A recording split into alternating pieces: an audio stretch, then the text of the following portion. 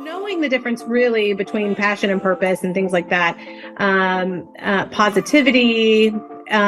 But when it comes down to purpose, I really try to dig in on the reason I need all of the different phases of my clients' lives and like what their career goals are and what they want to do in the world and like their biggest charities. Like I will ask them where they shop. I will ask them what music they listen to, what their favorite speeches are. Like I literally will find out everything about. I recently guessed what car my client drove based off of her survey, and I nailed it. Nailed it. Yeah. Like good. That's how much I personally get into my clients' lives to be able to find those threads, because that's what I'm trying to find in the brand pillars, which are like the core elements that is going to stay true to the brand together as a grouping for the life of the brand. All of that will be revealed in those life experiences and in all of those things that I just referenced. So record has been pressed. So Laura, I've got to ask you, because I think with all your talent, all your gifts, all your credibility, resume, there's always an origin story. And I don't like to overlook the origin story, if you know what I'm saying. So I'm very curious about that, because I know people have to go through seasons, they have to go through series of events, they have to hit certain milestones. So I'm curious sort of the origins and genesis of your story. And as we cross certain paths and overcome certain mountains, I'll find some goodies in there to kind of pull out and extrapolate on and have some good dialogue around. Okay, so I was born in, no, I'm just kidding. It works. It works. Wow. Okay. I guess the origin story, the short end of it is I actually wanted to be in music, and I wanted to be a creator of music. But I also was always just like a very business brain. I always had like half business, half creative mind. So when I ended up going into the music industry, and I actually got my degree at Belmont University, which is a music business program. So it's a BBA, right? That's why I chose that school, because it's a business degree, but it's in the music industry. So I could have still been creative with the music side, right? So when I went there, though, I really fell in love with the business side more than the music side, if that makes sense. And I just kind of felt more natural in the behind the scenes world and helping musicians and artists figure out what to do with their art once they do it, right? Once they create something, how do you make that into something that you can live off of? Not sell out. I mentioned that in my book, of course. Right. Like there's a lot of people get very defensive about that, but it's not about selling out. It's about actually figuring out how to stay true to what you're doing and what you're trying to create by also being able to make a living, right? And a lot of musicians that I worked with don't have that business brain because they're so creative. They're so in the creative space. And honestly, when they try to get out of that creative space, their art actually suffers from it. So, so anyways, my background is music industry, if you will. And I ended up after 10 years, actually 15 years in the industry, but 10 years at Sony Music Entertainment. I was the head of marketing and artist development for Arista RCA Records in Nashville. And then I guess the way that I got to this point is through, everybody knows how the music industry is suffering. And it has been since Napster, really, which is right about the time I entered the music industry. So I don't know if I chose the best career path there, but I definitely wasn't trying to make $1 million. But anyway, so with the decline every year, the music industry gets a little bit worse and a little bit worse on the business side. Because the art itself was devalued very significantly. And so anyways, layoffs happened every single year. I made it 10 years before mine hit me. Wow. So I got laid off in the middle of the Great Recession, could not find another job, honestly. Right. And so I just started doing consulting work on the side, and I was working with some major label artists, and I was working with some indie artists. And the issue that kept coming up, especially with the independent artists, was that they wanted to hire me for their marketing.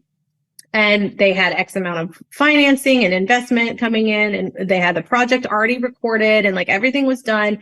And we would go to market, and then it would flop. And I kept realizing over and over and over again that these people were spending hundreds of thousands of dollars, and they never even spent the time to develop a brand, which from a record label perspective is something that you typically do. I'm not saying all the time, but typically you do spend the time creating a brand.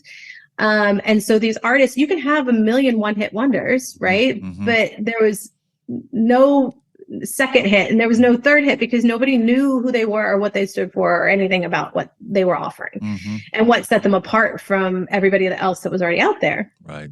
So anyways, that lit my fire to write the book, From Individual to Empire, a guide to building an authentic and powerful brand. And that took me 5 years to write. I went back and got a master's degree to learn how to write. Wow. Okay. Wow. Look at you. Yeah. So I actually got my master's in creative writing and communications, both dual. So dual concentration from SMU. And so I was consulting. I started teaching at the time. I was teaching music business and at a bunch of different places, but then also consumer behavior at SMU. And I just kind of wanted to get that the students and the teaching experience was like my research, right? On like what were the holes in the marketplace that people just weren't understanding. Sure. And the biggest thing I was realizing is that this book was supposed to be just a music business book.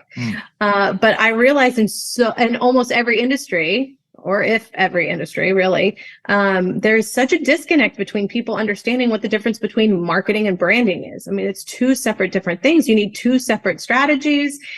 And I think that's kind of where my aha moment was. People just don't understand the difference between branding and marketing. And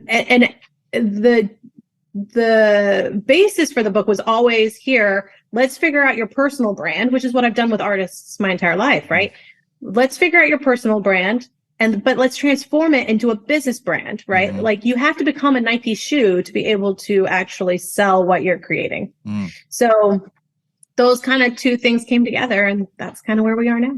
Yeah, it's amazing. And now I'm not even like, I have one client in the music industry. Like now I'm doing like startups and tech and American heroes and TV reporters. And I mean, like it's all over, cookie dough companies. Like it really does hit every single industry that you can even think of. Yeah. Well, especially today, right? I mean, the microphone is extremely loud on you need to have a personal brand. You need to have a brand. I mean, you almost feel dumb or as if it's like the ultimate fear of missing out type of an opportunity today.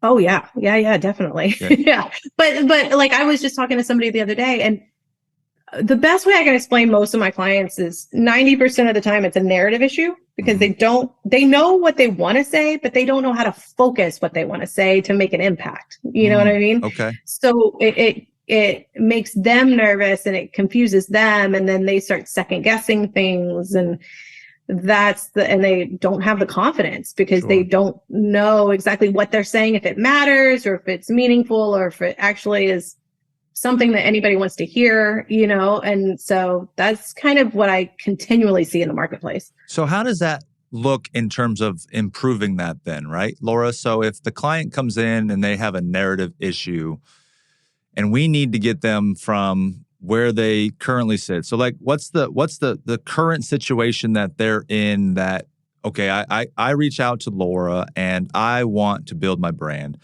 I don't know what I'm doing. Am I doing something? Am I putting something out there in just a very, not very cohesive type of a way, unclear type of a way. Therefore, I'm not getting a business response that I would like or a revenue generating response that I would like. And then you look at it and you say, okay, you're putting something out. It's just not, it doesn't make any sense. It sucks. It's not that great. Okay, here's what we need to do. We need to figure out who you are, what you stand for, what we can do with this, and then take them down that journey. And then are you saying, okay, once we get that secure, then we start delivering on that? Like for me, I feel like there's a lot of pieces that all play together. And so I'm very curious around that because I'm imagining people are going to listen and they're going to be like, all right, I want to know what I can start to do What's the secret? that will start to support me on this journey. Because even for me, I feel like I've recently got some glue together, and it's probably could use a lot of important improvements, which I'll probably talk to you later off topic, by the way, and a separate about hiring you. But seriously, the reality is I could probably still do better. But let's start to pave a way for people that are out there right now thinking to themselves, okay, that all sounded great. How do I start to do this? Okay, so a few steps.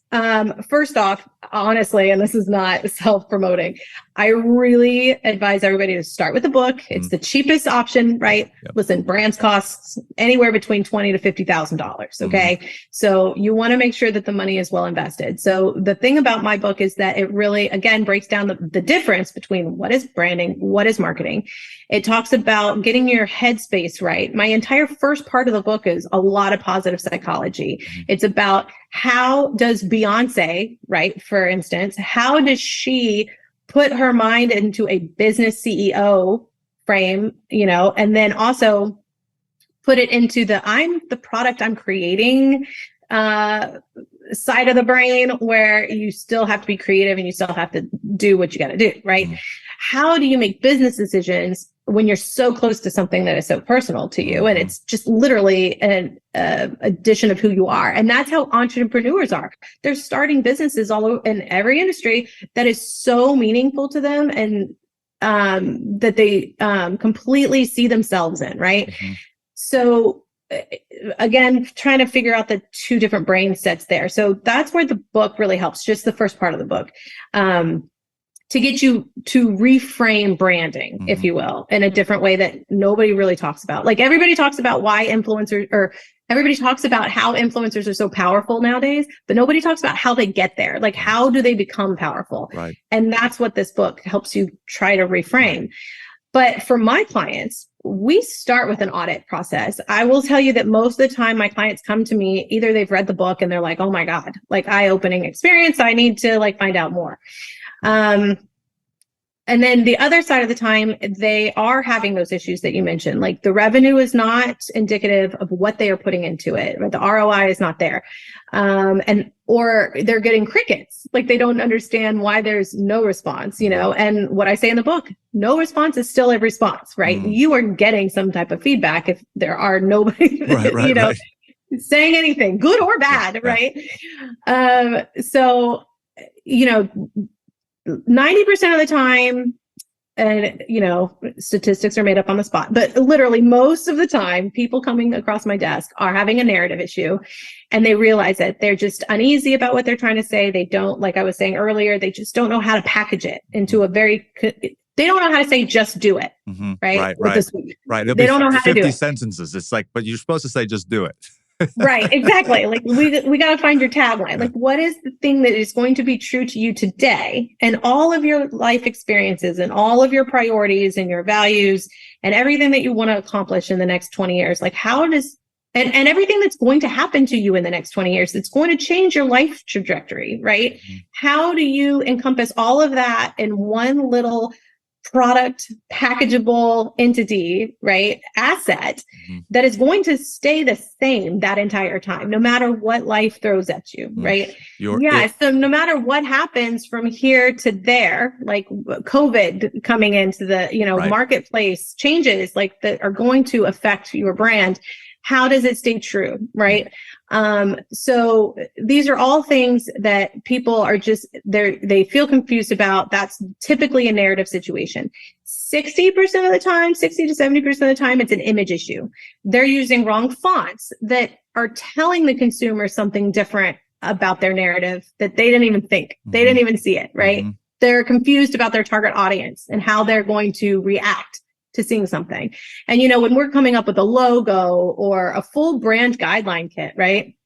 With all the fonts, the color palettes, all that stuff, like we're trying to psychologically tell somebody exactly what that narrative is in nanoseconds. And so how does that, what's off there? Sometimes there's things off there. It could be as simple as wardrobe for somebody, right? Saying the wrong thing and confusing. It makes it confusing to the public.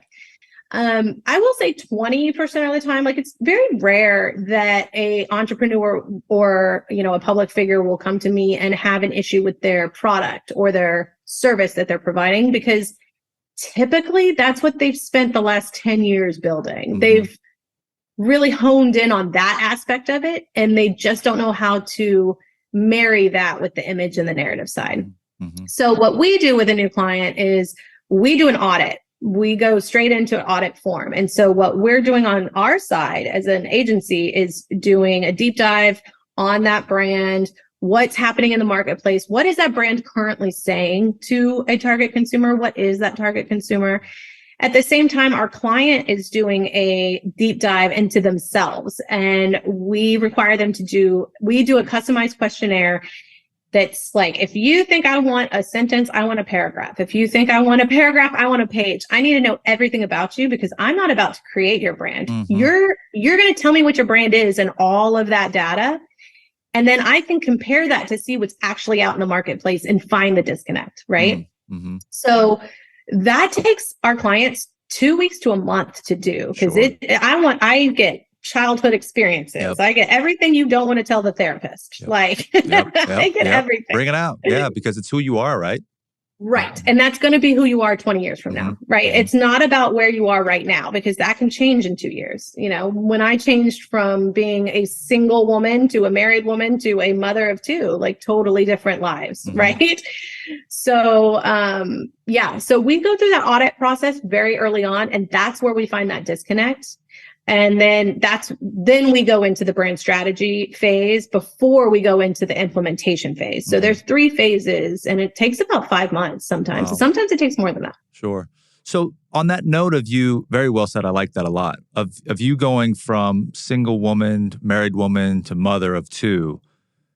So I understand that. That's a very obvious shift, right? 1 is I'm single. Yeah. Hey, 2, I'm married. I'm committed. 3, I got kids. Now I'm a parent. So those change. But what is it that you're looking for that is the thread that goes through all 3 of those? Like, I know you said like that piece of you that's always there, right? So in those 3, you're obviously different in the 3, but there's something in the middle of all that, right, that you're trying to understand the congruency across all levels, right? So what is that you're actually looking for in that? So again, maybe for you, what would that have been, right? So we can understand that. Well, for me, it goes back to your purpose, your passions. I have a whole chapter about like the P's, the 5 as I call P's. them. You got the 5 P's. I know the 5 P's in there. Yep, I saw that. Yeah. You got it. So, knowing the difference really between passion and purpose and things like that, positivity. But when it comes down to purpose, I really try to dig in on the reason I need all of the different phases of my clients' lives, and like what their career goals are and what they want to do in the world, and like their biggest charities. Like I will ask them where they shop. I will ask them what music they listen to, what their favorite speeches are. Like I literally will find out everything about. I recently guessed what car my client drove based off of her survey, and I nailed it. Nailed it. Yeah. That's like good. That's how much I personally get into my clients' lives to be able to find those threads, because that's what I'm trying to find in the brand pillars, which are like the core elements that is going to stay true to the brand together as a grouping for the life of the brand. All of that will be revealed in those life experiences and in all of those things that I just referenced. So like every single person's pull through, if you will, is going to be different. Mm-hmm. Correct. Right. But I've done it for so long that and this is why I can't even teach somebody else how to do it, like in my own agency, because I literally will know exactly what to hone in on. Right. And everybody's different. And that's the key, is like, you have to find those differences. You have to be able to find what sets you apart in the marketplace. And just a quick note on that, like the explanation of how brand pillars have to work in a grouping together.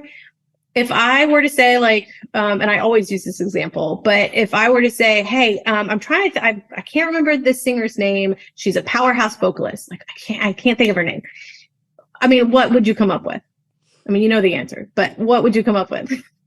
So Beyonce, right? Or Could be. Carrie Underwood, Could be. Miranda Lambert, right? Like any. Right. Exactly. Okay. So what if I were to say, no, she's British. She's got this mod thing happening. Why am I drawing a stump right now? British Adele. It's Adele. Yeah. Golly. And I've actually listened to her song recently. Golly, she got a new song that's fire out that me and my fiance. Adele. Powerhouse vocalist, like, and I say other things, but with the mod, so these are true, right? These elements that I mentioned were true, but it wasn't until I added the mod, the British, those like components to the group that she stood out in the marketplace, right? So when we're looking through the questionnaires and doing a full brand audit, looking at the marketplace, seeing what's out there, we're trying to find the key group of things that together will put this brand apart from everybody else in a true, authentic way. Sure. Sure.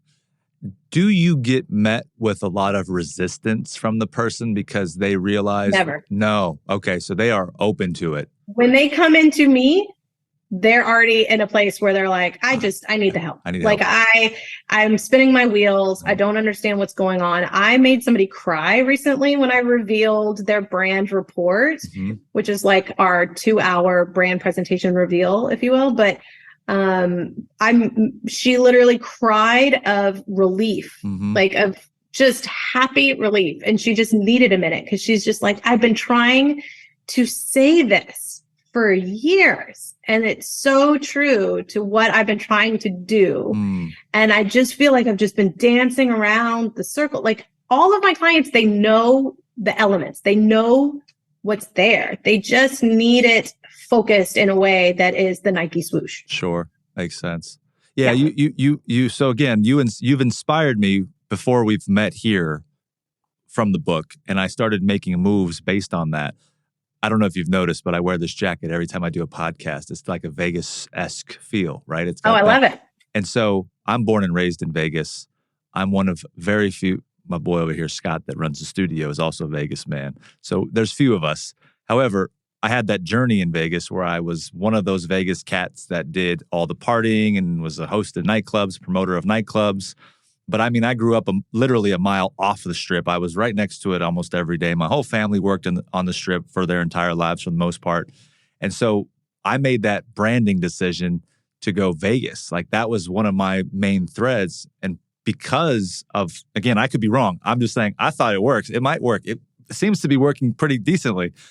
I chose that because there was I was able to look at what I loved and what I enjoyed. Vegas is magnificent. It's bright. It's got a lot of light to it. It's a place people, irregardless of how they perceive it, it's Vegas. And so I started to add that into my personal brand and I'm running with it now and have turned myself into a Vegas-born promoter of personal growth, right? Because I literally live that personal growth element every day, hence the name of Always on the Grow, the show. And so something like you're saying right now, I mean, maybe my thread was discovered because it's Vegas, right? Like, but I'm sure there's more to that. You should have like 4 or 5 threads, but that is definitely, I mean, that absolutely makes sense the way you're explaining it, that would be a authentic and easy, right? Thread to pull in across the board. So, but what that means is, okay, so you got the jacket, great. That's the representation on the wardrobe side. Then you got to add it into like the elements, like make sure, fonts and the website have whatever bright lights, like whatever those little touches, like you don't want to be crazy about it. Right. But I had somebody recently who, lives in Europe half the time. She was a client of mine and she's a wellness coach, but she's a doctor. And so one of the things that, and her brand was really spot on already when she came across my book and my desk, but she just wanted like the little finite things. And like her videos, we added just jazzy French music, instead of what she had been using, right? And it's very soothing and totally on brand, right? But it was just that little element of like that European lifestyle that needed to be infused in that. You know what I mean? So it's just such little nuances. You got to look at the little finite things, you know? That's very good.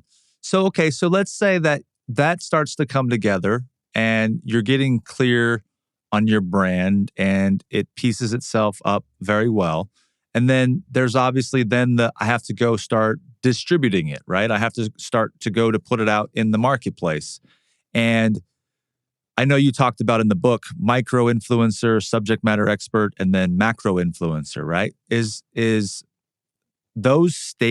Are those stages relevant to the natural generation of business? Because again, people probably start at different levels. They have different levels of Oh, yeah. credibility or Right. already, again, brand reach or followers per se on different social channels. Like my followers right now are low, but I'm very pleased because I'm now clear on who I am and what I'm doing and showing up every day. So I know that's just a matter of time, but I'm questioning that from the place of, let's just use me as the example, right? So should I give myself a certain amount of time, Laura, to see a development because I need to be in the game doing it consistently and long enough to see that result? By the way, people are paying me for services right now, so I know I've got some micro influence because I've done some other things. But what I'm trying to understand and help the people understand too is like, so now we've got it, and then now we got to go put it into the marketplace. And so there's got to be something that happens. You said no feedback earlier is a form of feedback, but now you start to ask the question of like, well, how long do I wait? And what do I do if it doesn't do this? And all these curiosities that start to stem because of it, right? Do you understand what I'm saying by all that? Yeah, I think it goes into the gray area of like the difference between branding and marketing, right? So you feel really confident in what you got on the brand side at this point, but you've got to then build out a marketing campaign that is going to get you visible to those people that will make you the subject matter expert, right? Right. And get you past your smaller influence circle, right? So it's really about, I always used to say one fan at a time, it's like, totally. so it is like the flywheel effect, which I also talk about in the book. It's a push at the beginning, but if you're moving forward, then you're doing something right. And the beautiful thing about social media and things like that today is that they'll tell you pretty quickly what they like and what they dislike. So you can tweak your marketing strategies as you go, right? Hopefully there's no big branding issues. Because, it's okay to evolve brands. We want to evolve brands, but there's a difference between changing a brand and evolving a brand. So you want to avoid a rebrand. You don't want to change like those pillars, right? Let's say there's 5 in a little group. If you take one out and you slide another one in, that's kind of more of an evolution, right? But if you have to take 2 or 3 of them out, that's going to be a full rebrand because that hits all the image, that hits all your narrative, that hits everything that you offer. And so that's what you kind of want to avoid. You want to try to get a clear picture of the foundation of the house on the branding side before you really start spending a lot of money on the marketing strategies. But that's the beautiful thing about marketing is there's infinite possibilities to get seen, to get heard, to get out there. And it is, you can change your marketing strategy from week to week if you want. You know what I mean? So it's not going to damage your brand if you change marketing strategies. For dummies, let's talk about that for dummies, right? So changing a marketing strategy. So like right now, there's paid marketing, there's inbound content, creative marketing.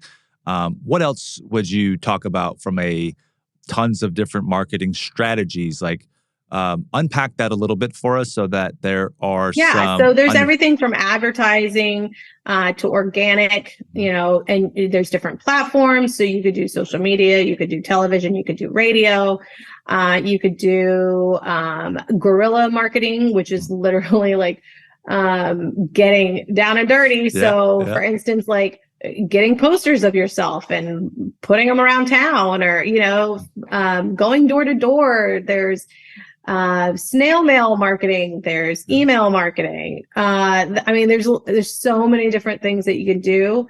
Event marketing, you throw events and, that way, sponsorships and partnerships, which is a lot of what I do because a lot of my clients especially in today's social media world with influencers and stuff like that, partnerships tend to be very fruitful and getting out the right partnerships, of course. I go into a whole thing about that in the book too.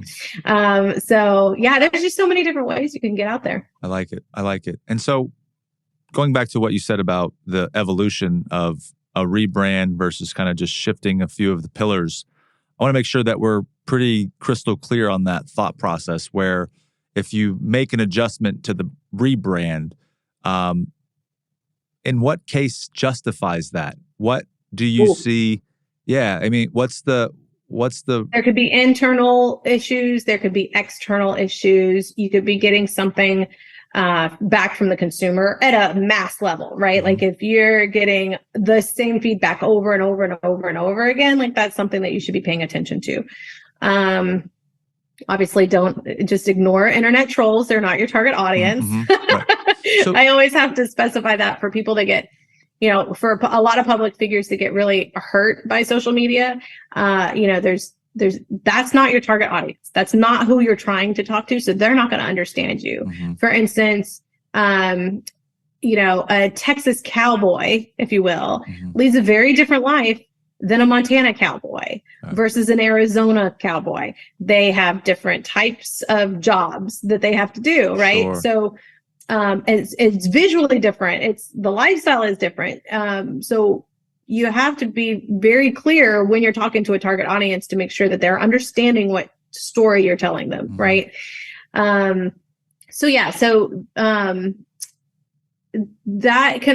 evolution can happen if there's an internal change, like let's say a product line fails or something and you need to pivot. That could be an evolution. Marketplace, COVID, a lot of people had to pivot and a lot of people pivoted wrong, by the way. But a lot of people had to pivot and in that marketplace. But they evolved the brand. They didn't change their brand. The people that pivoted wrong were the ones that ended up changing their brand. And I'll just give you one example of that. Somebody the other day was telling me that there was a local sports massage place that was very popular. And when COVID hit, they didn't get the clientele in, obviously, because of, not wanting to be in close quarters and things and not wanting to go into a place of business like that. And they didn't do a lot of house calls. So they ended up trying to offer a lot more services. And they offered they started offering facials and more meditative type spa services. And what ended up happening is something that had them in a niche, the sports niche, right? Where they were rehabbing sports injuries or they were actually doing medical massages. And they ended up having to change their name. They changed the aesthetic of their building.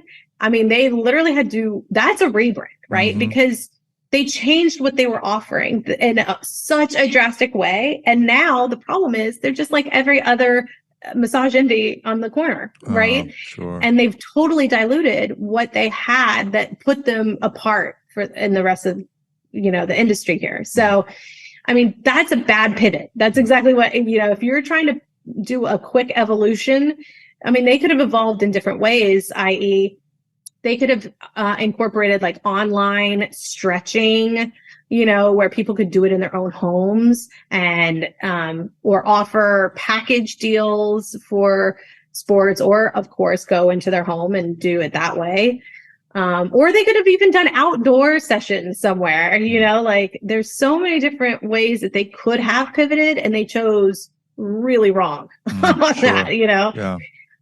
So there's a lot of different reasons why you would need to evolve. And with my clients specifically, once we get to the brand strategy report, I give them tips on how to evolve so that they can monitor branding is not something you do once and then you set it and you forget it and you're done. You constantly have to go into your brand strategy to make sure that it's still viable in the marketplace, still delivering the results that you want it to deliver, still telling an authentic story. And if you're not doing that on a regular basis, then you will have to do a rebrand. So I try to help my clients understand how to spot those issues in the future, 5 years from now, so that they can jump ahead of the curve pivot correctly and evolve, Mm-hmm. right? Without having to do a full rebrand. Yeah. Wow, so many questions. I've got I to know. stack Sorry, these I up. talk a lot. I geek out. No, no, no. Like it's really good geeking out though. Please trust me. I Okay. love the geeks. There's a Because reason I wrote a book. yeah, because I get to ask the geeks all the questions. That's the fun part. But so this makes me think about what just recently happened with Bud Light. So would you say that that was a Oh, yeah. situation like what we're talking about right here, where they tried to? Is that a pivot or a rebrand with the whole Dylan situation that just pissed off almost a huge amount of their customers and not knowing their brand? Is that a classic example? That's Uh, a classic example of not understanding your core market and trying to grow into other marketplaces in a way that is a different narrative than what your core audience is used to, right? Sure. It was listen, I don't think what they did was wrong personally. Sure. Right. But the problem came on the crisis management side of things. Okay. What you don't know is that Miller Lite had the same issues happening at the same time about sexism. And they handled it in a way with, listen, the intent of this ad was XYZ. And if you didn't get it, sorry. Like it was, they literally told the intent, they said, and they doubled down on the meaning of it. Whereas Bud Light, they were like, oh, well, we didn't, it was like an apology of an apology. Like they backtracked. They didn't even like stand behind what they were trying to do. Right. They take responsibility. Yeah. They didn't take responsibility. Right. Oh, it was that person. Oh, we fired that person. Oh, we didn't realize this was going to make, like that's not the best way to handle a crisis management situation. I actually break this down a little bit on my social media last month, but, yeah, there's one way to apologize and move on, and then there's another way, right? Sure. And Bud Light kind of missed the mark on that. But what they were trying to do from a marketing perspective was like a musician singing about a different topic that they don't normally sing about in order to hit like the pop market, right? If they were like a jazz singer or a country music singer or whatever.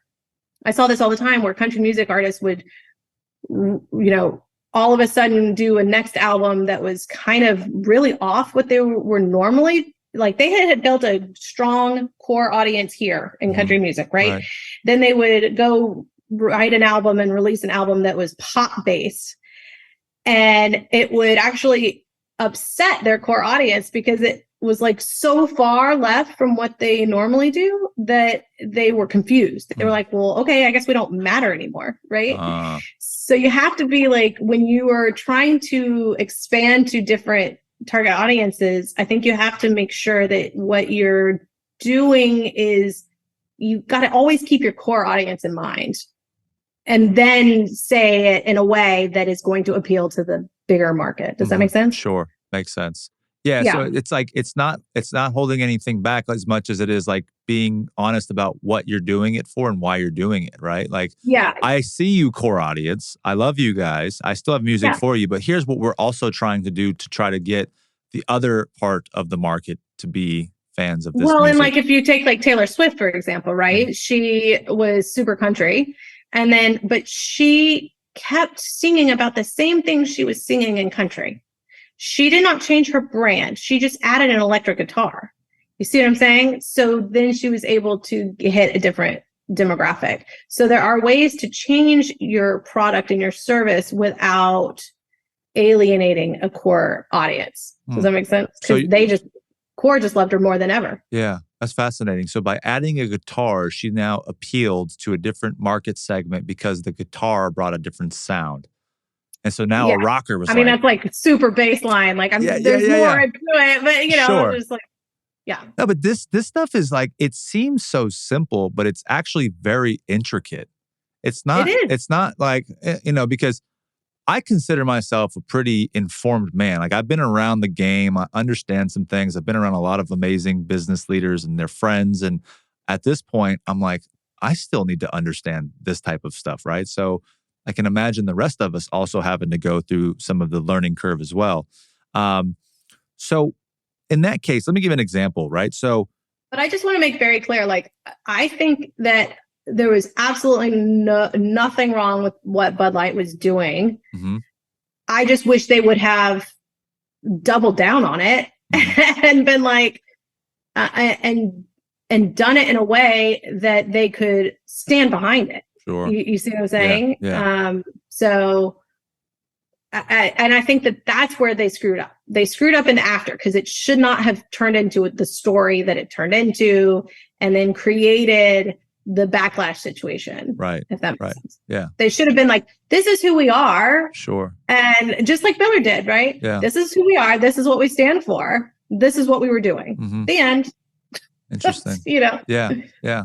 So let's try to pull another real life example in for this, because here I am over experimenting with different types of content that I'm sending out. I'm using Instagram specifically, actually across a few different channels that I'm working with, because my mindset, Laura, is I'm obviously I'm more in tune with my brand, probably a lot to grow, as I say with transparency, but I am testing, experimenting in my head, right? Because I believe that when you throw stuff out at the beginning, you have to experiment with certain different styles. And maybe styles is not the right word, which I would love your feedback if that's not the right word, because what I mean by that, Instagram. For a bit there, I was posting these clips of these podcasts on Instagram, right? And then, okay, so recently I was like, I actually want to start talking more from my own voice outward, and I would start to share my own thing. And I shifted what I was delivering. Now, I'll still add these in there because I think they're valuable, but I wanted to start to use more of my own perspective and my own thought that I thought would be more of my own self-expression, because I'm about self-expression for anybody. And so one guy messaged me back after I had reached out to him. He's like, dude, your voice, your message lately is he actually said the bass is getting louder. I love it. The music is getting better.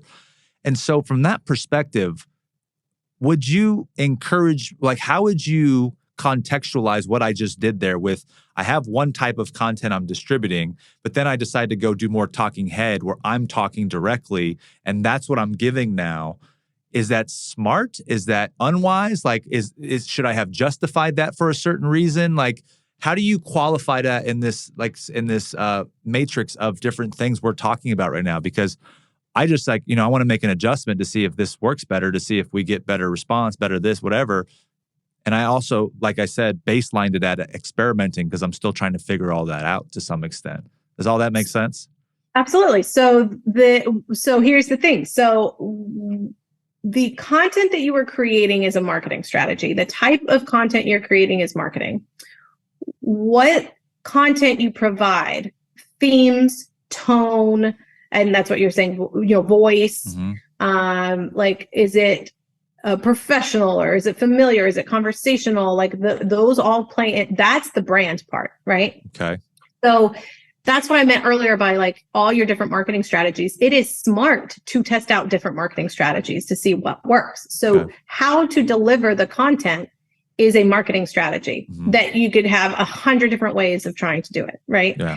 Infinite ways that you could come up with to try to do it. So that is a smart play to do, to be able to test a market to see how that target audience responds better with this content versus that content.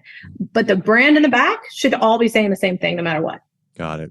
Okay. Does that make sense? The message, is that what the message should be? The message, the topics, typically when you're talking message, like I talk about shared values, like what's that shared value that you have with the audience? Why are they tuning in? Mm-hmm. Right?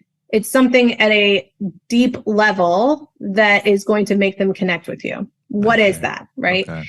The purpose. What's your purpose? Why do they care that you're doing this, right? Why are they tuning in? That's another thing. And then, of course, the brand pillars, and making sure that those brand pillars are prevalent in not only the narrative that you're providing, but also the image and the service that you're offering. So, i.e., your brand will help you decide what types of people that you should be targeting for your podcast, or what topics to be discussed on your podcast, right? But you can deliver your podcast in 50 different ways. Sure. You know what I mean? Sure. You could set this recording up differently. You could have a different backdrop. There's so many different ways that you could decide to package that service. Sure. Does that make sense? Yeah, it does. It makes sense. I think, again, I always say that, and I joke, but I'm serious. Like some of this stuff, I feel like I need the reduced dummy version. So there's a dummy version, then I need the super, super dummy version, because weirdly, things sometimes don't make sense to me as obvious as it might make sense to somebody else. But trust me, I'm processing as you're sharing. I'm taking a bunch of input mentally there. So I have thought about a lot of people right now that I've obviously paid attention to some people that talk about how we need to be more direct with people, right? And I think even I heard in your book, if I remember correctly, between Oprah and Miranda being from a female side, expressing levels of vulnerability in their message and empathy for their audience and what people are going through. There's this other narrative right now, that there's other, and in most of the cases it's men, where men are saying that is a softer side of a man that is not needed right now because, and it's probably, you're probably gonna have a fantastic answer for this, but they're saying that men need to toughen up and men are getting too soft and they're weakening because they're showing all their softer sides and they're not as tough and their women aren't valuing them as much because they're losing their edge because of how weak and vulnerable and this and this and that. And I take perspective because here's the reason. I always was, and I thought I was and I'm not saying I'm not, but I like to express my vulnerability because I'm a man, but I also have issues. I have traumas. I have all this stuff. Then I realized an interesting point where I was like, I think I might be leaning on that too much and I might be weakening myself. Really big, important thought I have going on in my head. And I'm thinking, you know what? I might have to actually toughen up over here on this side because I've been too soft on myself. And should I share that soft, vulnerable, weak side of myself? And then is it harming me on the branding side? And do I need to be more tough and direct because it's what people need to hear? Very interesting point that I'm in between right there. And that's literally reality for me in the last couple months, Laura. So what do you have to say to some of that?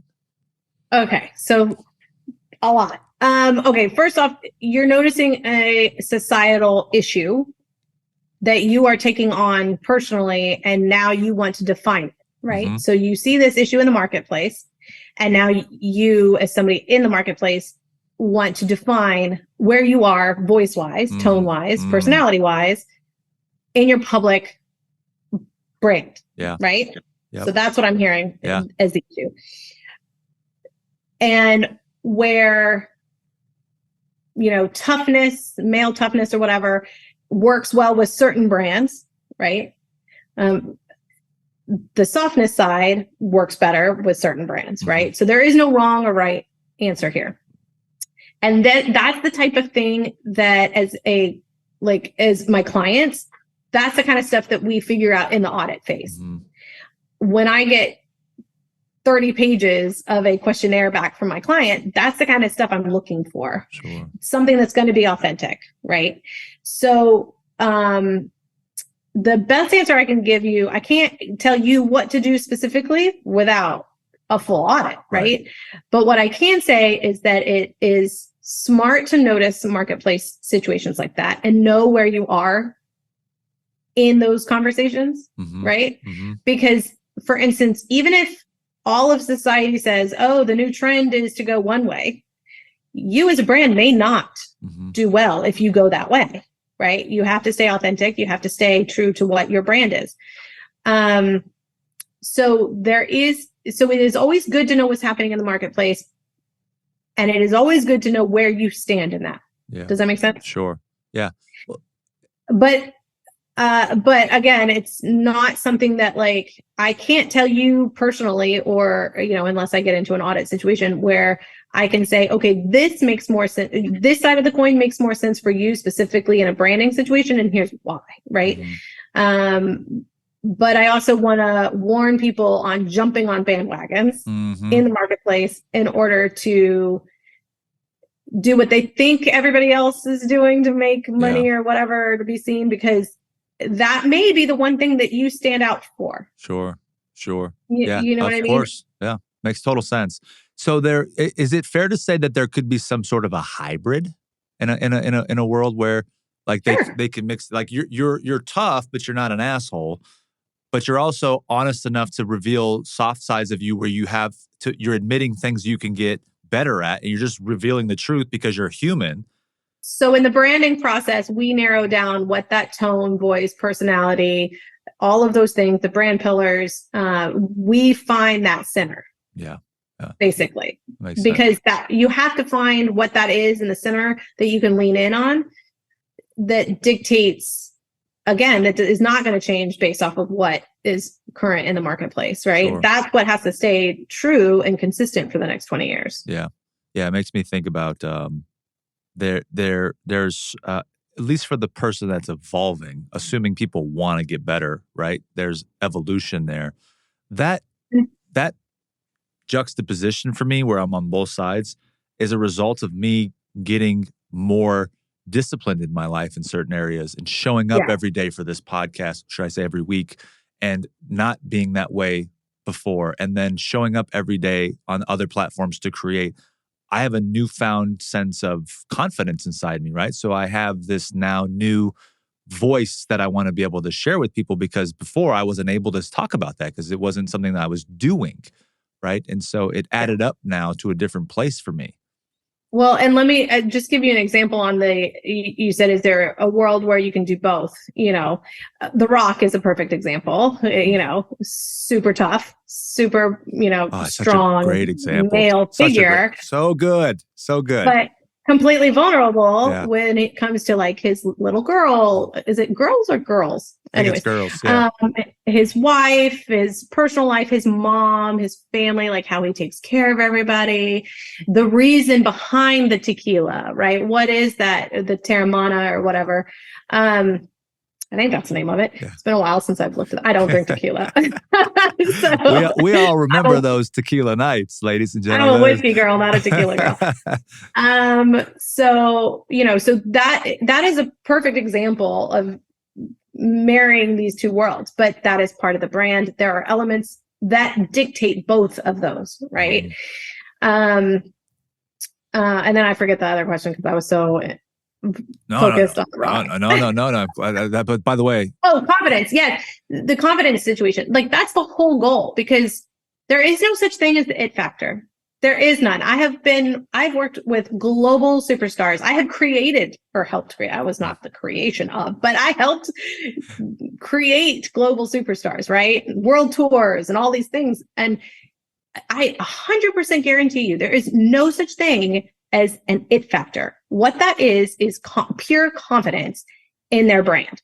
It is pure confidence in being able to say in 5 words or less who they are, what they are, and how to connect with them on a personal level. So that's all I try to do, is give people that clarity so that they gain the confidence in order to go out there and do their brand, build their empire, do however they want to build their team from there, however they want to market themselves, those different marketing strategies, have at it, right? But we're just giving you the foundation so that you can get there. Yeah. No, I'm glad you said that, because I think a lot of people are probably looking from a distance thinking, I don't have it. That person has it. Taylor Swift has it. Lambert has it. The Rock has it. So you're saying there's no it factor in that at all, as far as... No. Wow. So it's hard stop. I worked with Miranda Lambert when she was 17 or 18 years old. And I was 20. We're only 1 year apart. Right. But there are things that happen in the background that make that bigger and better. And you know what I mean? There are people around that. So it's stylish. It's the whole team, right? It's from style and visual and everything to, obviously, she has always had a very clear sense of who she is and what she wants to do and what she stands for. She's a very, she's a good old East Texas girl. She knows exactly what she's doing and why she's out there. And she has been able to put her feet down when she needs to say something, right? Obviously, current events aside. But when it comes to even Carrie Underwood, think about the first episode where she walked into, and both, by the way, I don't know if you know, Miranda Lambert started on a reality TV show called Nashville Star. So it was just the smaller version of American Idol. Mm-hmm. So Carrie Underwood's in the same boat. These two women got there faster because they had such a large platform. But Miranda didn't win her year. She was number 3. She was the 3rd place.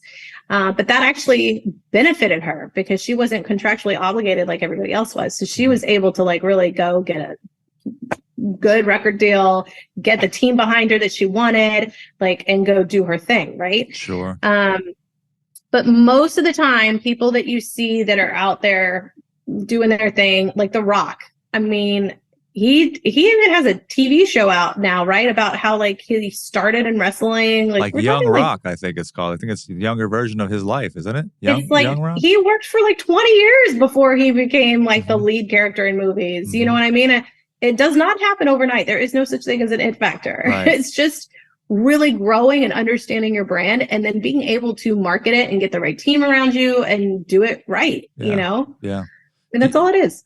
Do you think there's space today for, like, I'm not saying for me, but imagine like I'm a creator or content creator. I become a brand. I have like in this world that the musician sings or the actor acts and they're creative, like you said earlier. Today I can do this. I can create. Is there space for that same type of play in a world of what we do here where I can build a team and like an agent and they can represent me? Do you think that's like a situation in today's world where I might not want to focus as much on the business side? And if I'm a creator, I'm like, I can go and just create content all day and I can have fun doing that. That's what most creatives do is they go and they build the business people around them, right? But what I say there is that you still need to know your brand going into it because that's going to dictate who you hire to represent you, right? Very true.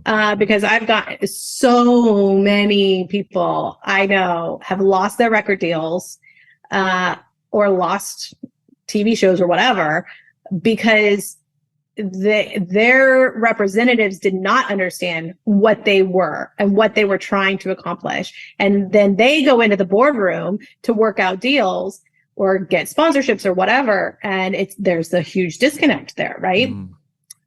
So I will tell you, Miranda will go into a record label and tell you what she wants to do and what she wants to accomplish. Right. She's working with her producer. She's dictating the show. I mean, and she always had that about her. Kenny Chesney's the same way.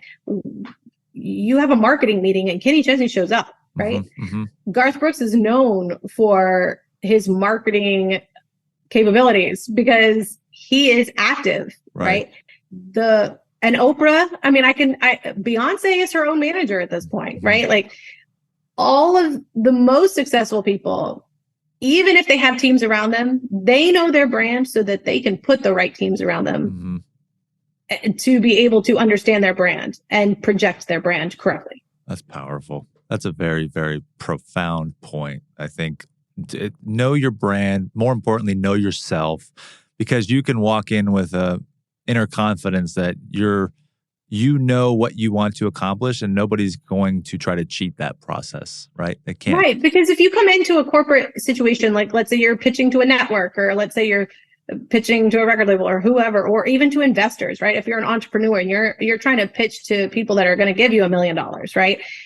And that's what a network is, by the way. They're agreeing to give you $500,000 to $1 million to create a show. Or same thing with a record label. It takes $1 million to launch somebody's career. So like they're investors. They're all investors. When you go into investors and if you don't know your brand and if you don't know what you're trying to accomplish, ain't nobody going to listen to you. So, I mean, you have to go in there and you have to know exactly what you want to do. Yeah. And how to do it. I love that. Does a Miranda or a Carrie get to where they are without that platform initiation? What do you mean? Meaning, you said she was on Nashville Star, Reality, and then American Idol.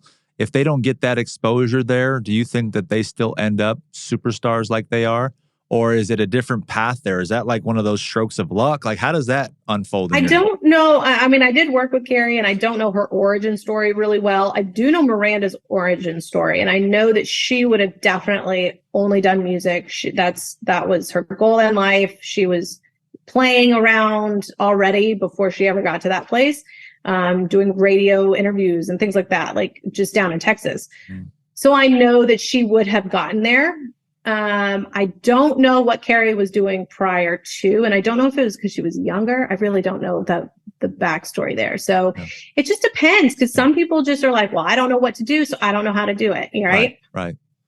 I think she was like a singer in her church. I'm not sure if she was just a weekend singer and that was it, or if she literally wanted to make that her life. I feel like she wanted to do something else, like a teacher or something. I can't remember.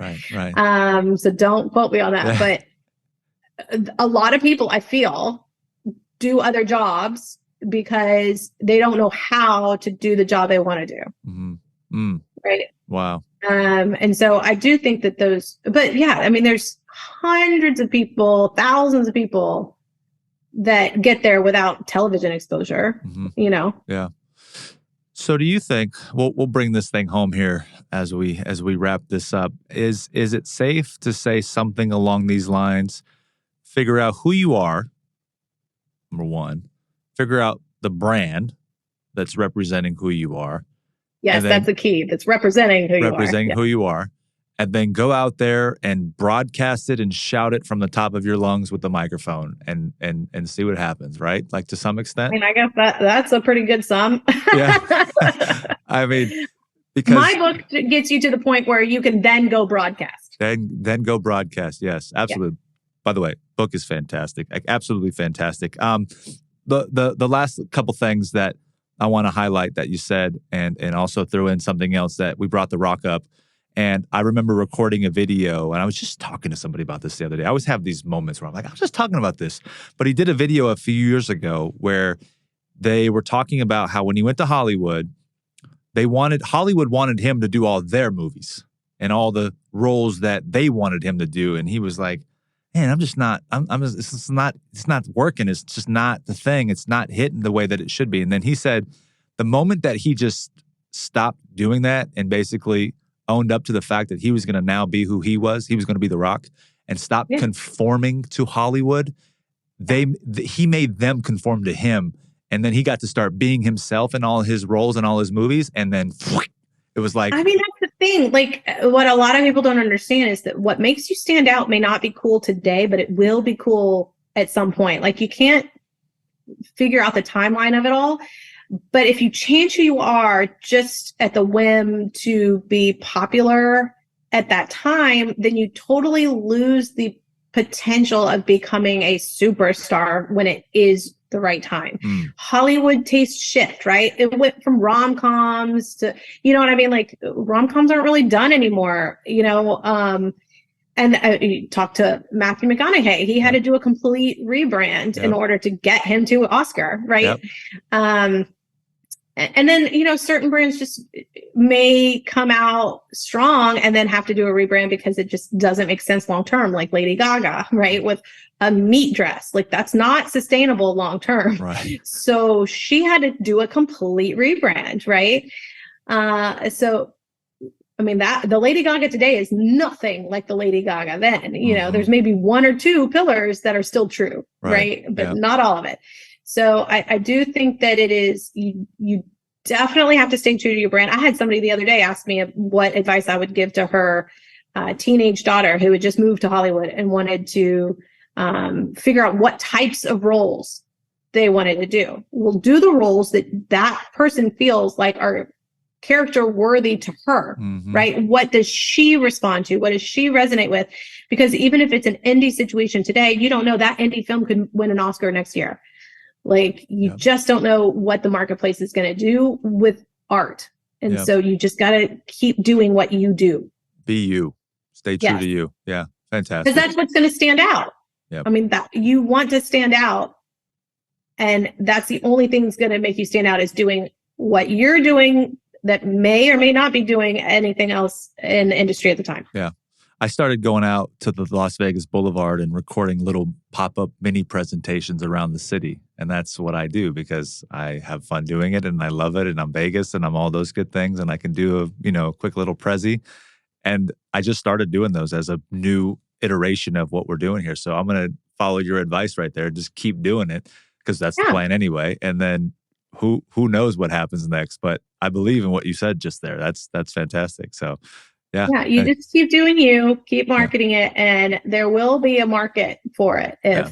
if it is authentic and true and like, and if you really understand your target audience. Sure. Of course. You will find your tribe. Yay. Hey, there we go. All right, Rockstar. So anything that you'd like to mention, cover that we didn't yet? And obviously you probably share your materials, where to find you, all that good stuff. And then I'll bring it home with final question. We'll send this thing off to the beautiful, what day is it today? Monday. I'm like, what is today? I know. Monday. I mean, I guess really, I'm like, when is this airing? So the book is available anywhere. It's From Individual to Empire. It's now hardcover, yay, and in airports all over the country this summer. And I mean, you can find me. I would love to hear like branding issues. Like I geek out. I mean, you can tell. So I love to hear branding issues. I'm most active on Instagram. So that's either the Laura Bull or my agency is at the brand MGMT Co. So it's the brand management company is our company name. And the website is thebrandmgmt.com. That's pretty much it. I'm going to start following you on Instagram here too. Let me just get you on that. We just like relaunched the agency in like early this year. So, now come on over. That's the woman that's the boss in charge of branding right there. She's got it all. I had to get that little clip right there for the grams. I'm going to go follow you as well. Very cool. All right. So what does always on the grow mean to you, Laura? I mean, I am somebody who went back and got my master's at like late 30s. So, or I guess mid 30s. So I could see myself going back and getting another master's. I mean, I just love to learn. I love constantly, just constantly digesting information and seeing all aspects and both sides of the coin. And like, and anything branding, obviously I geek out at, but, finding balance in what you do, that's kind of always on the ground. I mean, I think everybody constantly is evolving in those areas. So I guess that's what it is for me. Amen. Very cool. I'm sure that was not the best answer you've had on this podcast. Everybody has a great answer. It's just for me to get a unique vantage point. I like perspectives. I really do. And so you've got your own. You've done a great job. I'm super impressed with who you are, and I was the moment I read the book, and I obviously had to go find a way to connect, and we did, and now we've done a beautiful piece of work together.